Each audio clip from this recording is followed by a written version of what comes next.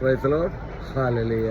ഇന്നത്തെ തിരുവചനത്തിലൂടെ നമുക്ക് കാണുവാൻ സാധിക്കും, നമ്മൾ പ്രത്യാശ വെക്കേണ്ടത് ദൈവത്തിൽ മാത്രമാണെന്ന് തിരുവചനത്തിലൂടെ നമുക്ക് വ്യക്തമായിട്ട് കാണിച്ചു വരികയാണ്.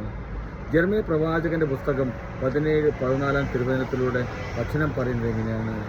കർത്താവേ, എന്നെ സുഖപ്പെടുത്തണമേ, അപ്പോൾ ഞാൻ സൗഖ്യമുള്ളവനാകും. എന്നെ രക്ഷിക്കണമേ, അപ്പോൾ ഞാൻ രക്ഷപ്പെടും. അങ്ങിൽ മാത്രമാണ് എനിക്ക് പ്രത്യാശ.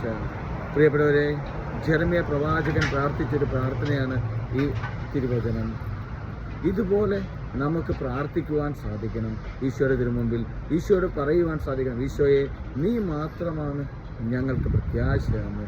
എന്നെ കേൾക്കുന്ന, ഈ തിരുവചനം കേൾക്കുന്ന വ്യക്തികൾ ആരെങ്കിലും രോഗപീഠകളാൽ വേദനിക്കുന്നുണ്ടെങ്കിൽ, പ്രിയപ്പെട്ടവരെ, ഈ തിരുവചനം നിങ്ങളുടെ ഹൃദയത്തിലേക്ക് ഏറ്റെടുത്തുകൊണ്ട് ഈശോയുടെ തിരുമുമ്പിൽ പ്രാർത്ഥിക്കുവാൻ, സമർപ്പിക്കുവാൻ സാധിക്കണം. ഈശോയോട് പറയുവാൻ സാധിക്കണം, ഈശോയെ, നീ എൻ്റെ രോഗപീഠകളിൽ നിന്നും എനിക്ക് സൗഖ്യം നൽകി നീ എന്നെ അനുഗ്രഹിക്കണമേ എന്ന്, എന്നെ രക്ഷിക്കണമേ എന്ന്. പ്രിയപ്പെട്ടവരെ, ആത്മാർത്ഥമായിട്ട് വിശ്വസ്തയോടെ നിങ്ങൾ പ്രാർത്ഥിച്ചാൽ ഈശോ അതിന് മറുപടി തരും.